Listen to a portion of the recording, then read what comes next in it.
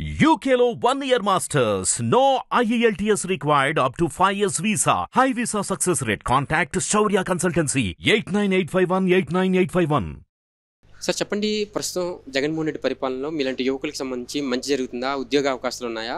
జగన్మోహన్ రెడ్డి ప్రభుత్వం ఎలా ఉందంటే మనం ఈ రోజున వైఎస్ఆర్ కాంగ్రెస్ పార్టీ ప్రభుత్వంలో అన్ని అవినీతి అక్రమాలు, నిరుద్యోగుల మీద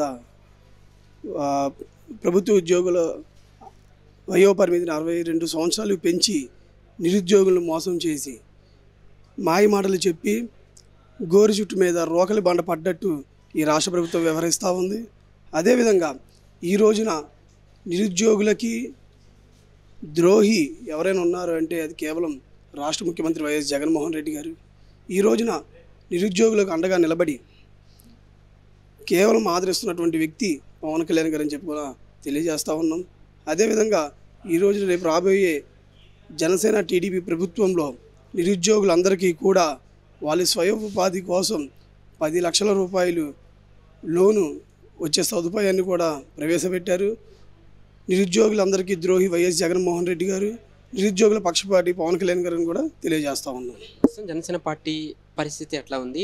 అసలు క్యాండిడేట్లు లేరు, అభ్యర్థులు లేరు. జనసేన పార్టీ కంటే ఒక స్టాండ్ లేదంటూ అధికార పార్టీ నాయకులు విమర్శలు చేస్తున్నారు. అదేవిధంగా పవన్ కళ్యాణ్ వ్యక్తిగతంగా కూడా దూషణ చేసిన సందర్భం. మరి ఈరోజు అటువంటి వ్యక్తుల గురించి మీరు ఏం మాట్లాడారు? ఈ రోజున జనసేనకి ప్రతిరోజు కూడా ఆదరణ పెరుగుతూ ఉంది.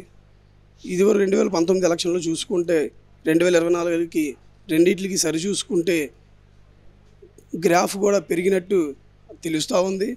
కేవలం జనసేన పార్టీ చేస్తున్నటువంటి నీతివంతమైన కార్యక్రమాలను చూసి వారవలేక, ప్రజల్లో వస్తున్న ఆదరణని చూసి తట్టుకోలేక ఈ రాష్ట్ర ప్రభుత్వం విషపూరిత ప్రచారాలు చేయడం జరుగుతూ ఉంది.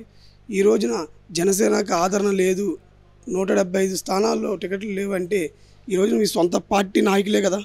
ఈ రోజున ఎమ్మెల్సీ వంశీ యాదవ్ గారు జాయిన్ అయ్యారా, ఎంపీ బాలశౌరి గారు జాయిన్ అయ్యారా, అనేక మంది ప్రముఖులు, ఈ నీతివంతంగా నడిచే నాయకులు కూడా ఈ రోజున రాష్ట్ర ప్రభుత్వ ముఖ్యమంత్రి వైఎస్ జగన్మోహన్ రెడ్డి పాలన మీద విసుగు చెంది అవినీతి అక్రమాలు చేసిన దోపిడీలను అరికట్టాలని చెప్పనిగానే ఈరోజు నీతి నిజాయితీ నిబద్ధత కలిగిన నాయకుడు పవన్ కళ్యాణ్ గారి ఆధ్వర్యంలో ఈరోజు జనసేన పార్టీలో జాయిన్ అవ్వడం జరుగుతుంది.